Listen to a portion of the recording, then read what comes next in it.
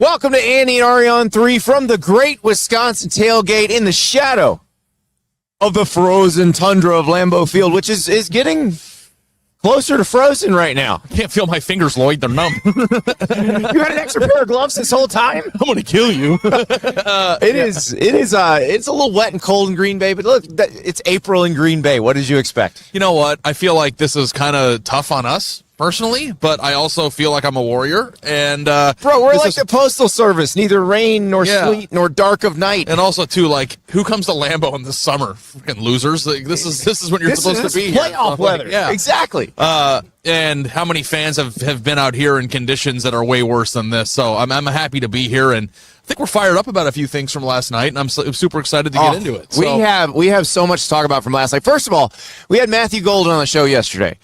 Former Texas receiver. He brought tears to our eyes talking about grandma's house, fell out of the family, got bought out from under them. He plans to buy it back with part of his signing bonus, and he becomes the first receiver picked in the first round by the Packers since 2002, comes out to, 125,000 people cheering him? It was a really, really funny moment because Packers fans started cheering before they announced which receiver it was going to be because they were just sarcastically so happy that they finally went out and got a wide out. But yeah, I mean, he slipped a little bit further than I think a lot of people were, maybe right around where he was supposed to go. But I thought there was some chatter about him going to Dallas at 12. But both guys that we had on the show, Max Harrison in the first round. Going to the Bills. I was really happy for Max because if you watched Max, he was basically the last guy in the green room. And every time somebody got picked, the first thing they showed was them getting hugged by Max. And it was genuine, too. Yeah. Like, it wasn't like, he was just genuinely happy for his friends. And, I think he knew in the back of his head that his time would come that evening. And he gets to go to a really good team. Yeah. So I don't know if you want to talk about this. We have to talk about it for 3 minutes. Because it's the story of the draft. Absolutely. Shedeur Sanders falling to the second round. We have other rants and things that we want to get off our chests, too, about stuff. Like, for one, we haven't even talked about this yet. I'm just going to spring it on you. Okay. How surprised are you that Colston Loveland went before Tyler Warren, if at all? I'm not surprised because there were differing schools of thought of some people wanted Colston Loveland, some people wanted Tyler Warren. Both were viewed as elite tight ends.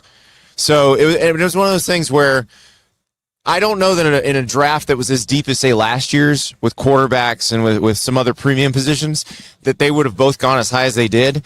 But I think both of them were viewed kind of in the same vein as they are both elite. Our buddy David Ubben tweeted this after that pick last night, and I thought it was funny and kind of interesting and true, is that, like, when somebody drafts Tyler Warren or Colston Loveland before Tyler Warren, it makes you question how much you actually really know about football because Tyler Warren made you say "wow" 3 times a game. Yeah, like and like we're having it's the same deal with. Can we talk about how bad Michigan's passing game was last year? Because Colston Loveland might have been capable of making you say "wow" 3 times a game if Drew Allard had been throwing him the ball. That's true, but Colston Loveland was also very productive the year before. I'm not saying he's bad. Yeah, like I'm not acting like, but like it's the same discussion in the Cleveland Browns situation for trading out of the 2 spot, which is the most dramatic move of the night. Right. And people are like, well, the Browns got a bunch of awesome picks because they did. They got a haul of picks. But it's just like in the NFL, there's an absolute need for dynamic playmaking, game-changing talents, and like there's a chance that Travis Hunter might be that guy for the next 10 years on both sides of the ball. And the Jags said, the Jags put him on the phone with the offensive and defensive coordinator right after they picked him. But in that same vein, doesn't Tyler Warren also like the closest thing to a tight end to making you say wow as anybody else? Like, I don't know. Ari, I you know where I live, right? I do. There was a tight end that made you say wow a lot in college. Has he made you say wow a ton in the NFL? I invested a lot in his rookie cards. I thought he was going to be a savage. Is it over for him? I don't think so, but we kept blaming Arthur Smith and the offense. But they've got new coaches now. You want to hear a cool story? Sure. It's 30 seconds. Kyle Pitts had, in his rookie season, I've drafted him every year for my fantasy team league, and Kyle Pitts had like an 80-yard touchdown pass that would have been, if he would have caught it, would have been an 80-yard touchdown pass, and I would have won my league and like a few grand, and it hit him in the face mask, and he dropped it, and I lost my league because of it, and I've like been holding on to that for the last 3 years. And if you know the play, because there's a lot of people that were in that position, but Yeah, I mean, I guess like if you want to play that game of like it's not a sure thing, he's a tight end, maybe you don't think that way, it's a different position, I could buy that. But like at the same time too, it's like Tyler Warren single-handedly carried Penn State to almost the edge to the edge of the Tyler Warren will game. play center for you if you ask him to. So Like, I mean, like, it's like we were talking about Heisman stuff there. And like I know that Heisman and college and all that stuff is different than what you're looking for a professional roster. Like I get that. But I was just surprised to see that myself because I'm like obsessed with Tyler Warren. I wasn't surprised by that. I just think he went a few picks later. It's not like it was, it's more of a what flavor do you want in your elite tight end than anything else. And I want spice. I think we saw that with the corners drafted in the first round. It's kind of what flavor do you want, and that's how they went. But let's talk Shedeur because that was the thing all night. You and I at first were watching different feeds on the draft. You were watching the ABC, Laura Rutledge Interview the Families one. I was watching the ESPN one that had Mike Greenberg and Mel Kiper Jr. But I've seen the tweets. Yes. Yeah. Mel Kiper Jr. was all in on Shedeur Sanders, possibly more all in on Shedeur Sanders than Deion Sanders himself. And the funniest tweets throughout the night were just like people making fun of Mel Kiper for having a meltdown. And I don't know. Ari, they're talking about the Titans being they put the Titans on the clock, which was silly because we already knew who they were picking. And so Mike Greenberg and Louis Riddick and Booger McFarland are trying to talk about Cam Ward, who's about to be the number one pick in the draft. And Mel just goes in on Shedeur. And like I do that to you on the show all the time, by the way. I know. And I try to hide my irritation. I don't think the other guys on the desk could hide their irritation at that point. And you want to have a conversation about Shedeur Sanders, and I want to know how far do you think there's like life out there? Exactly. But I'm just envisioning the production truck at ESPN. Like there's 12 guys sitting in there, and they're ready to fire up 8 different Cam Ward highlight packages because he's about to be the first pick of the freaking NFL draft. Yeah, and it also is like the setting of it too. And Mel just starts talking about Shedeur. And it's like, there's some guy in the truck just going, he's going to keep doing this for 2 minutes. We may as well run the Shedeur package. And the Shedeur highlights come on. And you can just, I guarantee you I know what it looked like on the desk. I know we're laughing about it, but like, what do you think the deal is there? Like, why do you think, like, I don't understand. I mean, can we be real here? Sure. Like, Mel was really good at this. Mel kind of invented this, but I don't think Mel's as plugged in as the rest of the Dane Brugler, Daniel Jeremiah, those guys. And so he will grab on to 4 or 5 prospects a year and proselytize them into the ground, and that's what happened. Yeah, Dane Brugler's an animal, and he. You can take it to the bank when Dane's. But I thought it was weird that. I don't know if it was just like lack of context for everybody else or what, but how much he was clinging to that discussion point throughout the entire draft. It's funny because I think there's probably people that, you know how people feel about ESPN. They always see a conspiracy even when there's not one. I'm sure there were people who were thinking, they're just trying to drum up drama. They've got somebody in their ear saying, talk about Shedeur, talk about Shedeur, talk about Shedeur. I mean, I guarantee you that wasn't happening. Yeah. Just because I was watching the reaction of the other guys on the desk. But, okay, so let's talk about Shedeur, though. I cannot believe we don't have anybody in our ear saying let's talk about Shedeur either, but it is very interesting. Well, first of all, quarterback's the most interesting position, and you have one of the most. And I think that this is going to maybe bleed over into like a real conversation about, character and the way people are perceived, right? And like, it's delicate, so I'm going to try to be very careful.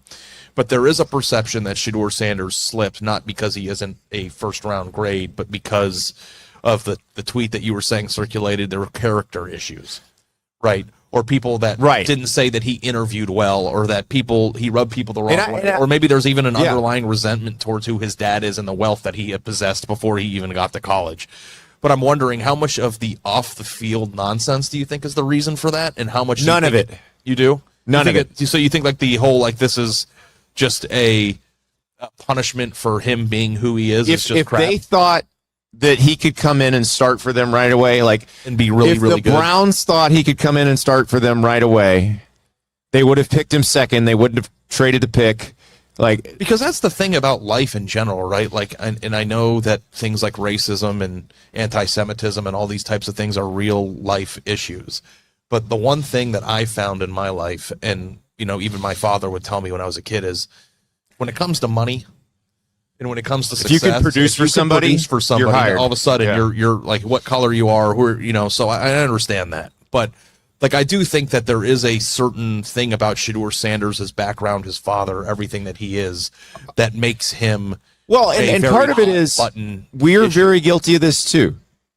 We're talking about it now. He's probably going to be in the headline of this video. Shedeur Sanders gets clicks because he's Deion's son. That is an irrefutable fact. And I felt worse about it like a year ago because, or even 2 years ago when we were talking about him, because I didn't know if we were just like, you know, using his name because he's just interesting. But like, the one thing that is unequivocally true about Shedeur Sanders is that the man went to Colorado and he produced, and not only produced, broke every record they had level. Yeah. So I don't know, you know, if you know anything about me, like predicting a good NFL quarterback, I think is the biggest crapshoot that exists in all of. And what have I said? The two guys in this class that I would trust the most, Cam Ward, I trust the most. I know, like holding the watch thing up, and doing all that stuff. But that doesn't bother me. My point is that I do think that whether or not you think he's going to be a great NFL quarterback, that he's unequivocally proven through his play that he's worthy of a pick in this range. I don't know that he's worth a first-round pick, and I think the reason he didn't get picked in the first round is that the NFL teams didn't think he was worth a first-round pick. I don't think. No, but in this range is what I mean, like 24 to 40, I think is where he belongs. He may be the first pick in the second round. Right. He may be the first or second guy off the board in the second round. And here's the other piece of that. With the anonymous quotes, because the draft industrial complex thrives on these anonymous NFL scout, anonymous NFL assistant coach. And look. And there's hundreds of these people that all have varying different. So there are people who like Shedeur. You don't hear their anonymous quotes because those don't play. Those don't click. But that's true for the entire anonymous sourcing draft. Correct. Because nobody runs the nice stuff about anyone. Well, like our guy Bruce Feldman, he put out something the other day where he had a draft confidential and had a quarterback section, and there were very nice things and very mean things about Shedeur. Yeah. But nobody remembers the nice things. Yeah. And also, too, when you have like NFL scout or NFL, you know, staffer or NFL assistant, that is a group of 400 people who may not be connected to him at all, and one person might like, you know how it is, like me, you, River, we all have varying opinions about everything. Like you and I think that, I mean, you think that there's certain food that's good that I think is terrible. Like everybody has a different opinion, and if you find we're not getting into the Mexican food discussion today. Mexican food is okay. It's the most overrated food category. They're all the same. The greatest food in the world is Culver's, and that's all there is to it. That's why we're here, you know. Great ButterBurgers, frozen custard. You know what's a real shame? Cheese I wore curds, this like fish shirt sandwiches, that I had fire, to show off my Culver's loyalty. This because this is a Culver's shirt. Yeah, because it's kind of like a flannel, but also in Culver's colors, and I'm freezing. I can't even show it off. Well, because you know I'm a company man. Yeah.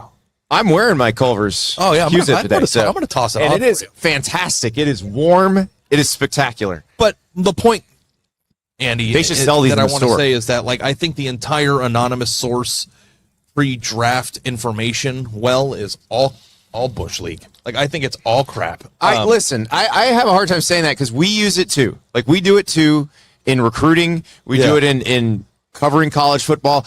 We give people license to speak anonymously so that they'll tell us what they really think and they don't sugarcoat it. But I'm like, but I've never been a fan.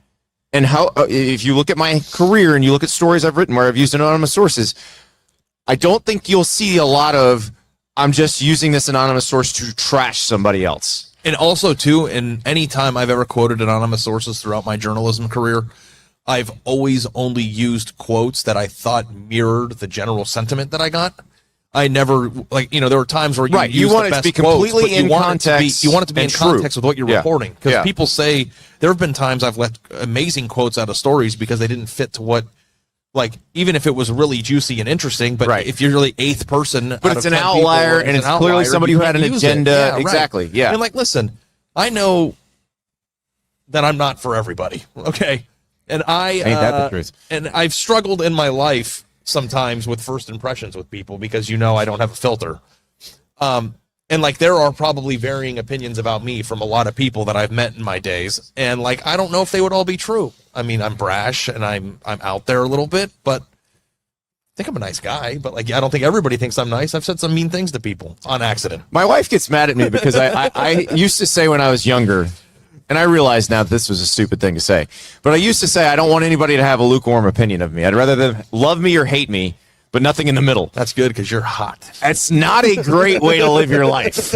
I've learned something I thought when I was 21 is not true. But with the draft stuff, if somebody wrote an anonymous story about me, it would be really there would be the quotes would be all over the map for sure. If somebody talked to River about me, I cannot. Producer River's anonymous quotes about Ari would be spectacular. Just the level of just harassment that goes on when these two get together. Yeah. He's my guy, though. For now.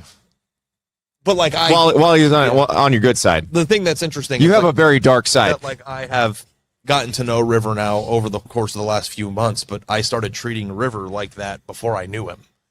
So that doesn't always It could have gone very wrong. Gone poorly. Yeah. But hey, River, I love you, bud. See, that's the thing about Ari, and I think, actually, I feel like we can use you as I'm the perfect example because I think they're all you just don't run as fast as these NFL guys. But yet, you are not for everyone. But if you take things in the spirit in which Ari intends them, not bad. You will like Ari. Yeah. If you take them the wrong way, or you assume things about how he feels about you based on your a 30-second conversation or a 5-minute conversation, which a lot of times this is what these NFL guys get early in the process. And also, too, like, is Shedeur Sanders not allowed to have a bad few moments? Like, does he have to be perfect? And I know it's the pre-draft process, but, like, even if I went on 32 job interviews myself in journalism, like, there are people in journalism that I get along with, and there are people that I don't. Like, well, and like the other thing is, if different. Shedeur Sanders is the second pick of the second round, he could still be a good NFL quarterback. And it's still a hell of an investment from an NFL franchise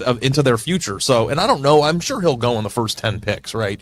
Someone's going to probably trade. I would think so. He's going to be a second round. By the way, right? you know who I like even more after last night? Yeah. Shiloh Sanders. Oh, yes. There's a video of Shiloh Sanders at the draft party with Shedeur, standing next to Shedeur and going, man, if they do this to you, what are they going to do to me? Like, it's like, this is about you. Hyper self-awareness from Shiloh. I'm not kidding. Like, he's legitimately funny about this. And I think that he was actually trying to be funny, which is the best part about it. So, but I want to kind of take it, and the thing I like about the show right now is we're ebbing and flowing between serious and not so serious. But I want to go back to the serious discussion because there are certain players. Oh, the character issues. The character issues. Yes.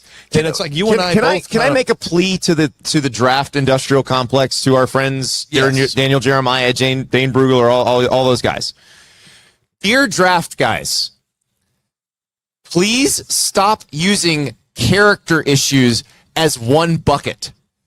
Because character issues is a broad spectrum. Yeah. So you don't really have a different way of saying different things. So, like, I need to know when you say a guy has character issues, I need to know if he's kind of a jerk, or I need to know if he's running was he running a multinational drug cartel out of his dorm room? Yeah. Like, there's no in between with you guys. There's a wide gap between not tipping your waitress and vehicular homicide. Like, I don't know, like what, it's just like, but like that's what it is. And it's like there's one player specifically that has been throughout the draft. Yeah. I don't even know if you want me to say his name. We can say James Pierce. James Pierce has already been drafted, but James Pierce Jr. I even read in his profile in the pre-draft of like severe character issues, and I keep asking people. Yeah, when did he get arrested? What did he do? Oh, he didn't. What did he do? Yeah. So, and producer River, as we know, used to work at Tennessee, and so we were peppering him with questions. We're like, "What did he do? Did he get arrested? Were the police at his house every night? What happened?" He just kept saying no, and it's like, okay, well, it sounds like he's not that bad of a guy. Right. Like, and it's like, maybe he's a little immature. And I'm like, immature. Okay, I'm immature. I show up for work. I work hard. I don't know, but like that's the thing too. It's just now maybe we're gonna find out that there was something else going on. there have been But prospects. also, character issues also falls into like doesn't work hard. Right. Like exactly. it's a very wide spectrum. When somebody says somebody has character issues, it could mean anything. Yeah. And it's Doesn't vague. like to practice is not the same thing as robs liquor stores in his spare time. If I didn't like to report podcasts, do you think Shannon would think I have character issues? Absolutely. Competitive character. Your competitive character, as Nick Saban would say, would be pretty deficient. Yeah. But I do wish there was some more context in terms of like what you're dealing with people too, because also sometimes people show up differently in different environments too. But you know, when you also talk to Mad Max Hairston, you know, that's the exact opposite of character issues. So I guess it kind of like there's a scale there. But it's interesting to me because I do think the NIL era has helped the NFL folks gauge guys and figure things out, because it used to be the do you love football question, which we always make fun of them for asking that question.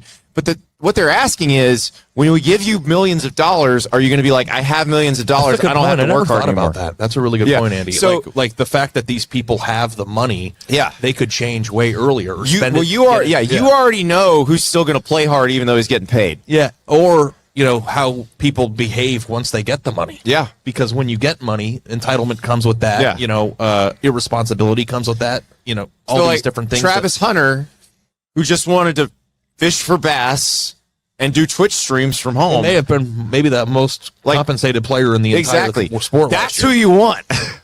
He's gonna play. He's gonna beg to play every snap. You could give him $1 billion and he'll still beg to play every snap. Yeah. And all he wants is a place to fish. By the way, how happy is Travis Hunter today? He did.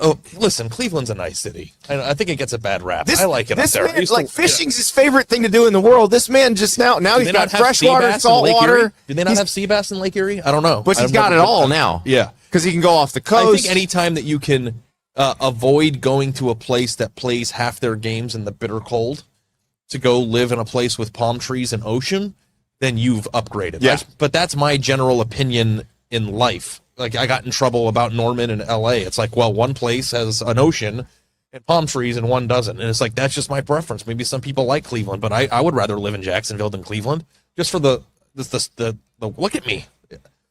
You know, one thing that I did not realize, Andy, when I was a kid, I was portly. Okay. And you don't say. Yeah. But everybody always goes, well, you don't get cold because you got so much fat. I'm like, that's the dumbest thing. My skin's still. Oh no, it's a biological fact. Legitimately real. Like, I've lost a bunch of weight and still doing it, but I am freezing in an environment that I wouldn't. When I was pushing 3 bills, I'd have been sitting here like, oh, this is nothing. Yeah, like I do think that 60 degrees or 58 degrees and sunny is the perfect weather, and I'm sure that that's what it's like in Jacksonville. Right now, when camp starts, it's going to be 94 with 100% humidity, but that's fine. Yeah, that's the other side of the spectrum. He's going to be wishing he was Matthew Golden riding his bike, through the neighborhood to camp here in Green Bay. Surface of hell is like a good counterpoint to that, but it's not like it's not hot in Cleveland in September. Yeah. So, well, all right. Before we talk to Culver CU, I'm really excited to talk about. We've got some Culver's treats. I'm talking to her. I'm not saying anything. We're going to be taste testing. Yeah. Yes. But let us talk about one other thing that fits into our normal run of show here. Obviously, we're a college football show. 26 of the 32 first-round draft picks came from the Big Ten and the SEC. Yeesh. Yeah. 26. So can you name the 6 that didn't? I think we tried this off the top of our head. We're going to try it again. Omarion Hampton, Ashton Genty, Cam Ward, Travis Hunter, Gray Zabel from North Dakota State kid. Yeah, who's the last one? Uh-oh. Now we've lost it. We've lost the thread. There's the 6, right? There is a 6th. Dang, we're bad at this. Producer River's going to put it on screen. Who did we forget? The 6. Who are the 6 guys that weren't from?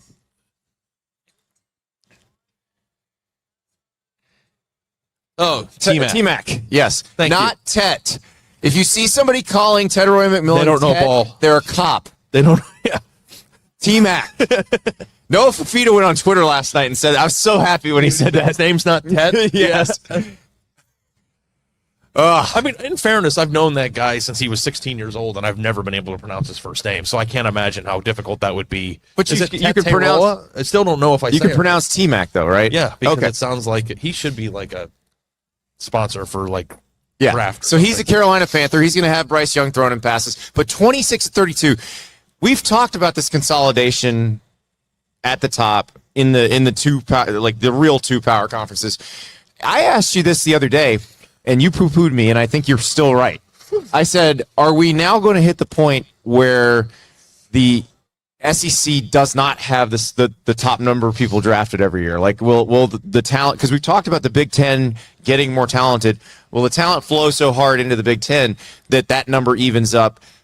I'm going to guess no, based on what we saw last night. It's going to be a little while before that happens. And you said it'll be a long time.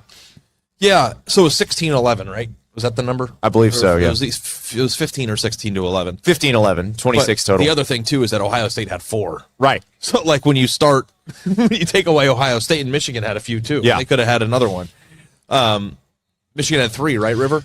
So Kenneth Grant going 13 to the Dolphins, man, that did my heart good. Yeah. Because I felt like he was projected too low most of the mock drafts. Michigan loved it.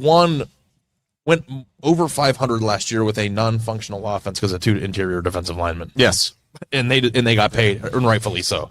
But yeah, so that's the thing that's so interesting to me. It's like the consolidation of talent has been the number one discussion point in general as it pertains to like the sport and the competitive balance and who can win the national title.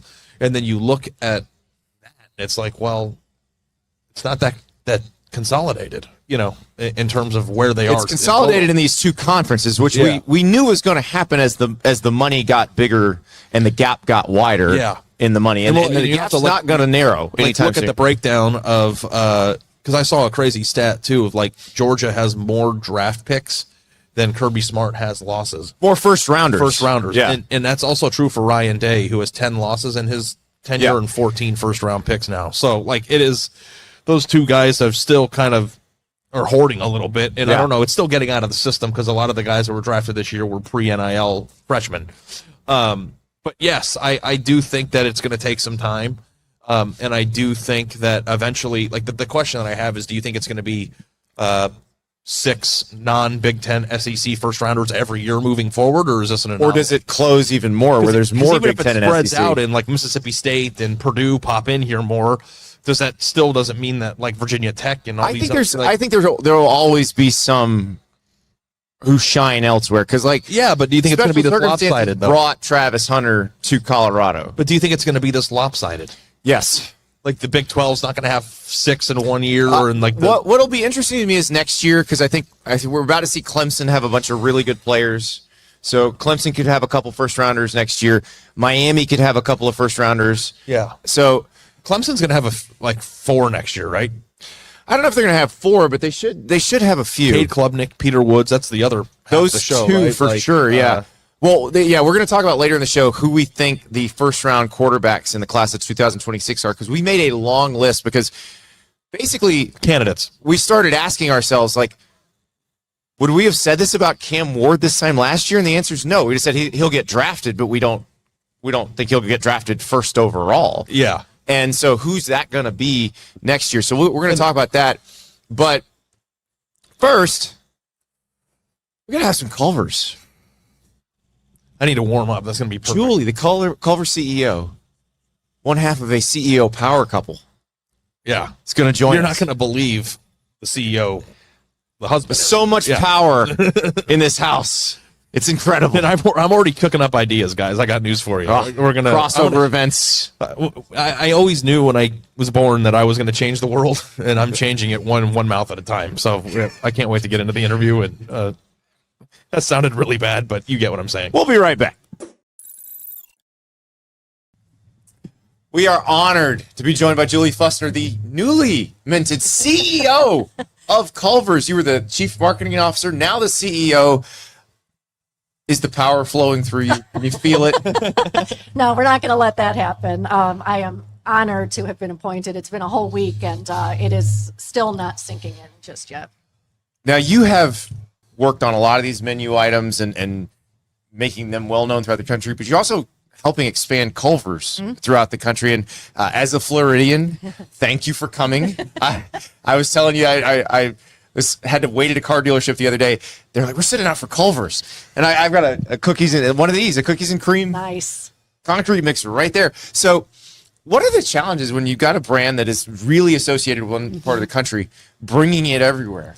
Yeah, the biggest challenge really is that our brand is relatively complex and confusing in our space. If you think about it, just the breadth of the menu, the fact that you can get a burger or chicken or seafood that's just like Cheese from a curds. supper club, cheese curds, it's kind of crazy. And then if you look at the outside of our restaurants too, they don't always look like a fast food restaurant.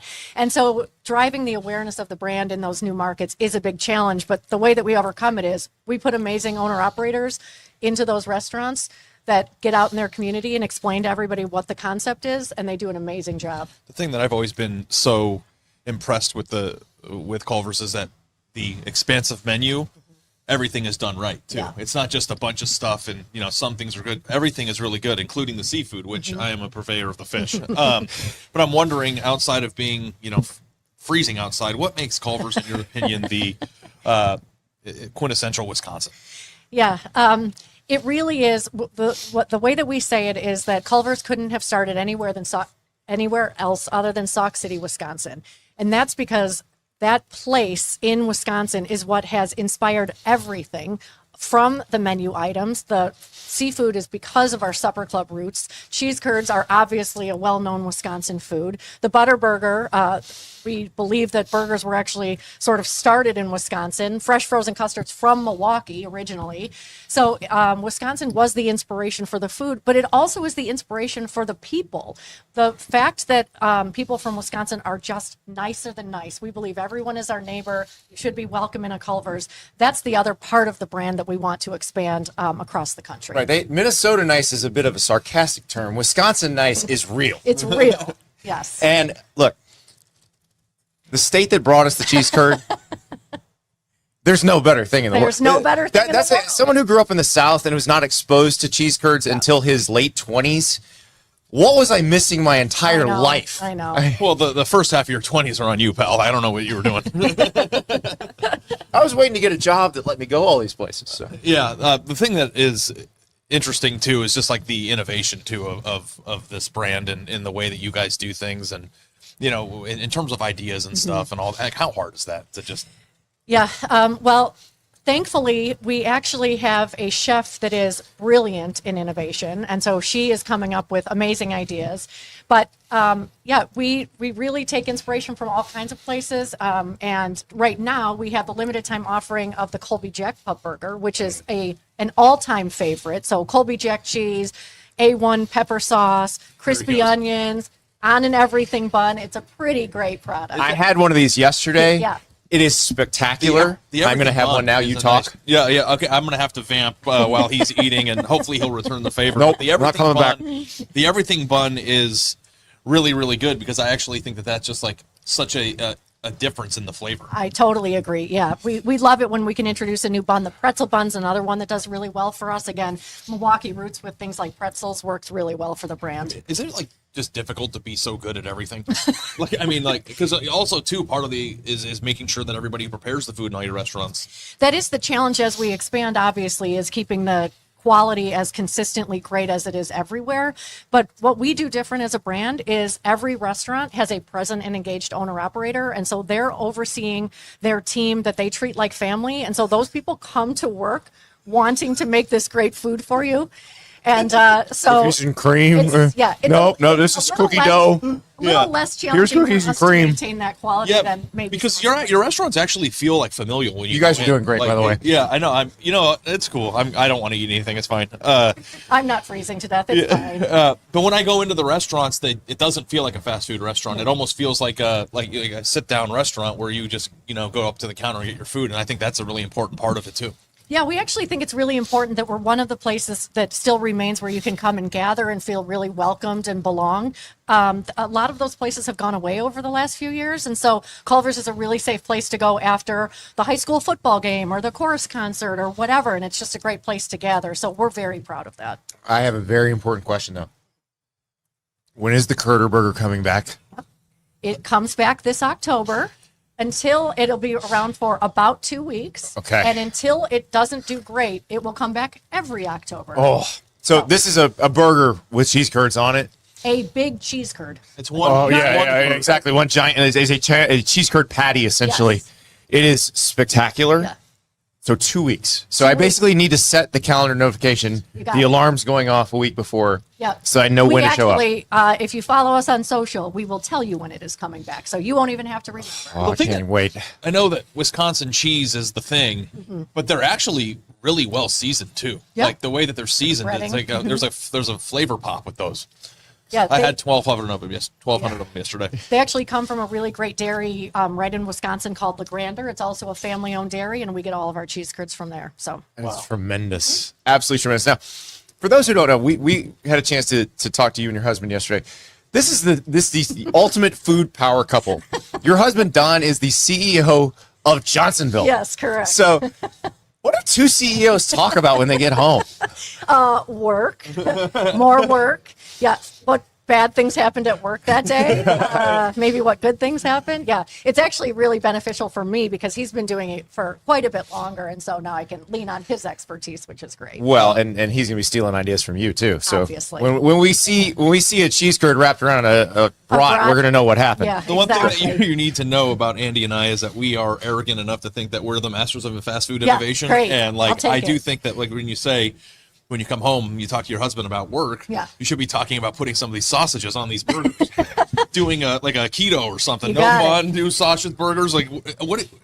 Could you just give me even like a little hope that could happen? 100%. I'll take it back to our chef. See what Yeah. she can do. Who loses? We're, I'm week one on the job. Give me a couple more weeks. All right, one more thing. We are a college football show. You are a proud University of Illinois grad. Mm-hmm. Big year coming for the Illini. Do we think college football playoff? Is that possible? I get my hopes up every single year, so let's hope they don't break my heart this I year. tell you what, we're going to send Brett Bielema Yeah. some of these, the pub burger, the Perfect. Colby Jack. I think it will inspire the boys. Let's hope. I think Let's it will. hope. They're actually going to be really good this year, and I'm going to put myself out there. And Brett Bielema's a friend of the program; he's been on, and but let's go Badgers too. Yeah, because this is a 100%. Wisconsin Let's go brand. Badgers for sure. Well, that's the thing. You got Gators who are eating Culvers now. Got you it. got people all over the country doing this. So, as much as we love the Badgers, we got to make sure we hug all those college football programs because you want them eating cheese curds. You want them eating Yeah.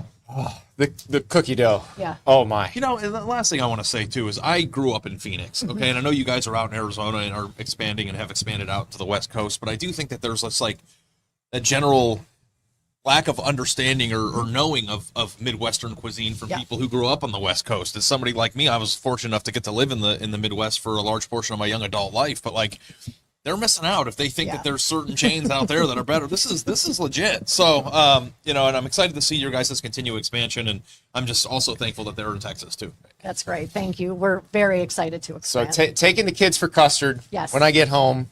But Julie, this is awesome, and thank you so much for having us Thank here. you for having me here. This was great. Appreciate Really it. Thanks so much. appreciate it. We really, really enjoyed ourselves. Awesome. Thanks, guys. We are back, full of ButterBurgers and cheese curds. Got Curtis here. Curtis is feeling me up here, man. Sorry, let's. Curtis is Ari's emotional support curd. It's beautiful. You're bringing Curtis on the plane, aren't you? Yeah, I'm bringing. Yeah, if I'm allowed to, I've got a 3-year-old daughter who would really love that. Oh, she would hug the hell out of Curtis. All right. So speaking of hugs, we got to figure out who's going to hug Roger Goodell next year because That's a good transition. Good at that. that was my best transition ever, I think. But we do need to figure out who's going to hug Roger Goodell really hard next year because, again, we talk mostly college football. And the thing Ari and I could not stop talking about last night was if you'd have asked us this last year, is Cam Ward going to be the number 1 overall pick in the NFL draft? Like last year at this time, are you insane? And I'd say probably. Well, we were at the Miami-Florida game week 1. I think we were pretty solidly in on Cam Ward as a high first-round prospect after that. But we wouldn't have said that guy. We were talking about Carson Beck at this time last year, who is in college again. The number one battle when you have this conversation, Andy, isn't do you think somebody is good? Like, because that's not the conversation. Because, like, last year, we would have known that Cam Ward was going to be good. We thought Cam Ward was good and that Cam Ward would get drafted for sure. There's a huge separation between being good college player and being viewed as the number one draft prospect. Right.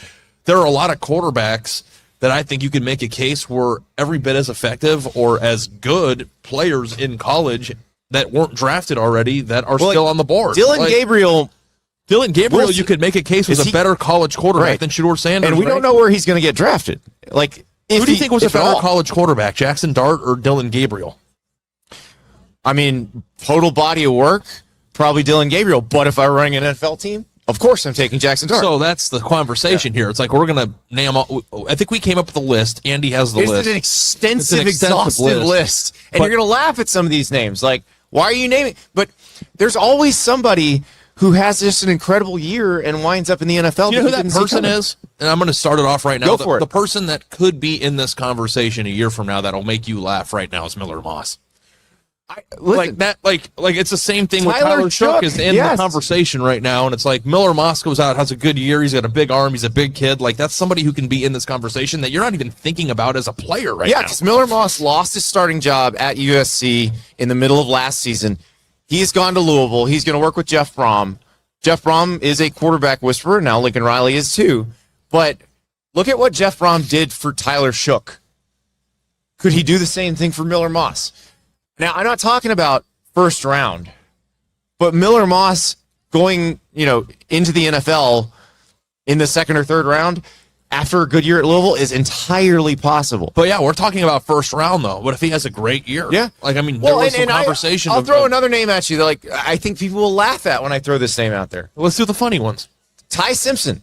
Yeah. Ty Simpson has not started for Alabama yet, but he's in the inside track to win the job, and he's been in college. This is his fourth year in college. Here's another. If he has a great year, he's got, because he has the measurables that you'd want. Oh, yeah. And so if he has a great year, then he's probably Alabama gone. quarterback. Yeah. I don't know if that's. Want to hear a funny one? Okay. I see you're funny, and I'll raise you funny.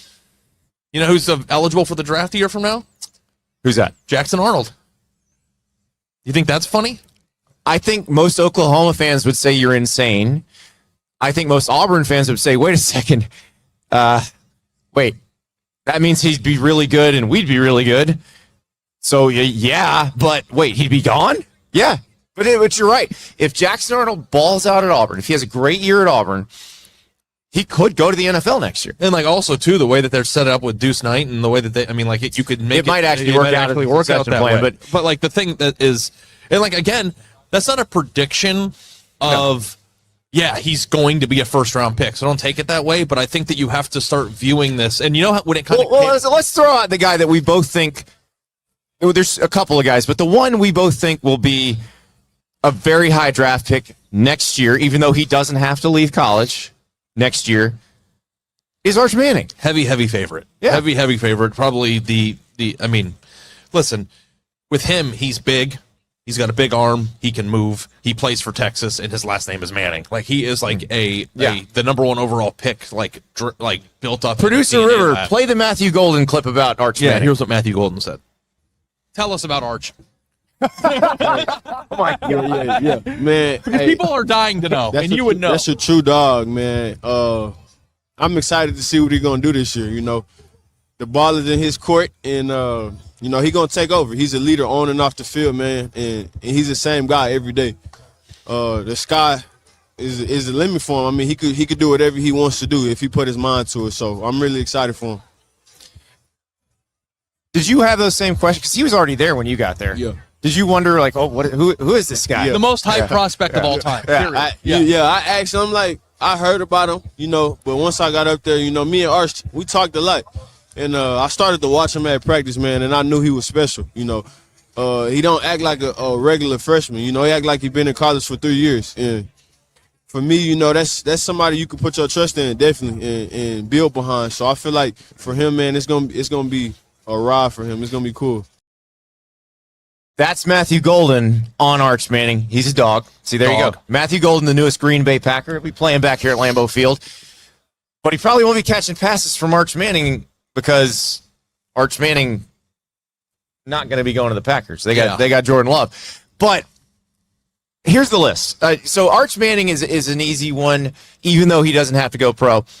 Drew Aller from Penn State, obvious. The measurables. They're going to love that. He needs to have a better year. Wonder if he'll move a lot more, run a lot more this year. Maybe play the way he did in the Big Ten title game in the regular season. Like, he has a shot. Okay. South Carolina QB Lenora Sellers will be draft eligible. Obviously, won't have to go anywhere. But I feel like we only saw a little bit of what he can do last year, and his ceiling is much higher. And this guy's a freak. He's 6'3", 240. Yeah. Huge arm. So he'll test off the charts. Yes. Yeah. Cade Klubnik at Clemson. I actually think Cade Klubnik can play his way into a pretty high draft pick. Now, I don't know. He's not as big as some of these other guys that we're talking about, but he runs really well, and he has developed as a quarterback over the course of his career, where you see him doing things now that he couldn't do when he first became a starter. And sometimes these guys do need time. And so I could see Cade Klubnik playing his way into that level. And then one more kind of obvious one is Garrett Nussmeier. Garrett Nussmeier is an obvious one that somehow gets forgotten every single time we talk about this, and I'm happy that we didn't forget. I mean, his dad's an NFL QB coach, for goodness sake, but that's not why. Garrett Nussmeier does not get his fair share of off-season quarterback discourse. It's a fact. Garrett Nussmeier is a really good quarterback for LSU. He waited his turn. He has developed over the years. Now, a lot of it was he had to spend that time behind Jaden Daniels, but you saw him playing last year, and he should have better talent around him this year, we think, because of what LSU's done in the portal. Now, obviously, we don't know about the offensive line because they do lose Will Campbell, who was a first-round draft pick last night at offensive tackle. But, yeah, Nussmeier's another obvious one. But let's go down fun ones. This list is we went nuts. So we're not saying that these guys are going to be first-round draft picks or even draft picks in the NFL. It's just that you do not know going into a college football season who's going to blow up and who's not. So, Sam Levitt from Arizona State. John Mateer from Oklahoma. And we've said, you and I have said, we're big John Mateer believers. And if he comes in and saves Oklahoma and they turn into a really competitive program in the SEC, there's a really good chance John Mateer is a high draft pick, because everything you liked about Cam Ward, who went from Washington State to Miami, John Mateer played in that same offense at Washington State. John Mateer is like high-flying, throw-off platform. Yeah. Like crazy arm angles, move the chain with his legs kind of player, and I don't think people realize that. Learned a little bit sitting behind Cam Ward for a year. The things you could learn anyway. Exactly. Gunnar Stockton will be draft eligible. Yep. What if he has a huge year at Georgia? And I also think, too, that people like Ty Simpson and Gunnar Stockton start 3 or 4 steps down the path. Yeah. Because they're already like living at an inherent advantage with the talent around them and the teams are playing for. Speaking of Georgia quarterbacks, he's no longer a Georgia quarterback, but he's still in college. Carson Beck, the guy we talked about as a potential QB1 in this draft this time last year. He's at Miami coming off elbow surgery. But if he has a great year, then all of the things that we said last year can still be true. Yep, absolutely. And, critical season, obviously, for him, final year, coming off of a major injury, but I think Miami always has the ability to put up some points. They should have a pretty good offensive line, and they got some good skill position players. So JoJo Trader and those guys. In the vein of people who will be surrounded by a lot of talent, who will be draft eligible after this season. This is another one you're going to go, wait a second, we've barely seen him. Dante Moore at Oregon. Right. And you don't think that if Dante Moore goes out and shows, incredible production, but also because Dante Moore has better measurables in terms of like physicality than Dylan Gabriel does. Oh, of course. Like, he's just a bigger, stronger kid. And like, I think people view like Oregon as a stat, like a stat factory where, you know, the production doesn't necessarily indicative of what you would project to as an NFL player. But I think that Dante Moore, has a different background, obviously a 5-star prospect with a big body and a big arm. How about Avery Johnson at Kansas State? I was listening to a clip, Andy, and this is maybe a segment for another day, but my guys at Kings of the North, they thought that, or they think that the northern quarterbacks in the conversation nationally are like being disrespectful, obviously. But that Avery Johnson belonged in top 10 lists because like me, you, Tom Fornelli, some other guys. I think my projection of what Avery Johnson could be before last season would have put him on those lists. Yeah. But what the production we saw out of him was not what we expected. But Avery Johnson is a freak of nature physically too. Yes. So like he's another one who'll test whenever really you well. have somebody who's going to test well, like it made me wonder, like, hey, did we not give him? But that's the thing. If he, and it might just be that sometimes guys need to experience it for a year, and then that between year 1 and year 2 as a starter, they make that big jump. If Avery Johnson does that at Kansas State this year, and Kansas State dominates in the Big 12, absolutely gotta unlock it a little bit, Yeah. Yeah. Let me give you one. You ready? You ready? Yeah. We could not make it through a show without mentioning this person's name. Nico Iamaleava. Yeah. I mean, it's not like he's got short or lost his length in the last 2 weeks. Or his arm got weaker. Yeah. He doesn't know how to throw it His anymore. arm is very strong still. Yeah. I don't even think that UCLA has to be particularly good. I think he has to be productive and he has to lift his team.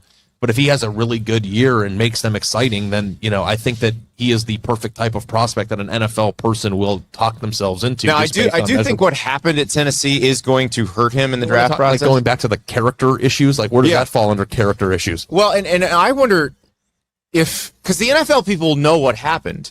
Like, it's one thing for us to say it. If some NFL GM like John Lynch or some, whoever, I don't know if the 49ers would need a called both sides, called Nico up and said, "Hey, tell your dad to shut up. We're not talking to him. Get a real agent and we'll look at you differently." I think that may work. Yeah. Well, I mean, also too, like we don't know what Nico feels in terms of, does he feel like he's in a worse position? Like, how kids are like, oh yeah. You know what the craziest thing is that like, even if you just picture a non-athlete who, like for me, like after my sophomore year at Arizona, if like my dad did something that caused me to have to transfer to UCLA, like that would have ruined my life. I'm imagining Bob Wasserman forcing Ari out of the University of Arizona right now. If Nico wasn't 100% bought in on the opt-out and he's out in California, like he probably, like from by all accounts, everything I've ever read about him in terms of his experience in Knoxville and how he got along with his teammates and everything was positive. Good relationships. Like he was a bad dude or having a bad time. So, and you know how there's still 19, 18-year-old kids who are like meeting girls that's and the thing. making their best friend. All my best friends are from my dorm room, dorm hall freshmen. But NFL GMs and NFL coaches probably get a different response. But it's like now you want to get paid and you want to be a pro, or do you want to be a you want to be a you want to do this or not? And I think you're going to get a different response when those people are saying it. So, look, we've said this all along. We think the plan for Nico has always been 3 years and out. And I would bet it would take a pretty bad year at UCLA to sidetrack that plan. I think if he's pretty good at UCLA, that we're talking about him in the draft process next year. But I love that let us know what you guys think, too, of some of the names that we brought up. And maybe we're missing one, because we did get a little bit off the rails here. Oh, I wasn't even done with the list. You're not done. Oh, okay, go. Keep Taylon going. Green. Oh, yeah, Taylon Green. Noah Fafita. Haynes King. Like, Zach Calzada. Yes. By the way, if you didn't know, Zach Calzada, who was at A&M, then was at Auburn, has been at Incarnate Word, where Cam Ward started. He's going to be Kentucky's quarterback this year. That was kind of a joke. I just wanted to say it because I wanted to remind you that Zach Calzada is Kentucky's quarterback this year. Which I had memory hold that from the December transfer portal. And then last week was going through some stuff. What about Luke Altmaier? We didn't put him on the list. Oh, God, Luke Altmaier. I just wanted to make sure. Yes. I was running through my brain. So, guys, just a little inside baseball here. It's raining. It's freezing. My fingers are blue. We don't have lists. Like this is all like from our heads. memory. So sorry, Luke Altmaier. But Luke you're Altmaier definitely on this list. Yeah. Definitely a potential first rounder if you play really well this year. And you heard Brett Bielema say that he was asked how worried he had been during the transfer portal if Luke Altmaier would leave. 0.0%. He went Dean Wormer on it. That's good. He always knew. He always knew he had his guy. But Luke Altmaier is somebody who a lot of eyeballs are going to be on this year, and I wanted to make sure that we had. If we forgot somebody else that's like Luke, it's unintentional. It's freezing. We're doing our best. All right, here's the deal. The transfer portal closes on Friday. None of these people we talked about are going in. Well, Nico already went in and came out. He could go back in. He could not. I don't think. Wait, could he? I got to check the rule book on it. There are no rules anymore. We don't think anyone's going to go in from that list between now and then. But it's college football. You never know. That would be incredible if Nico entered the portal again. Ari, Green Bay has been a blast. It is currently a blast of cold air, but it's been a blast. Thanks to everyone at Culver's for having us. You guys are wonderful, incredible hosts. We are so glad that you are bringing the taste of Wisconsin throughout the entire country. I cannot wait to get back to the warmth of Florida and enjoy some frozen custard during hot weather. The taste of Wisconsin can be enjoyed in all climates. That's exactly right. Thank you for bringing us out here. It's been a good time. We had an incredible time, and we will talk to you again on Monday.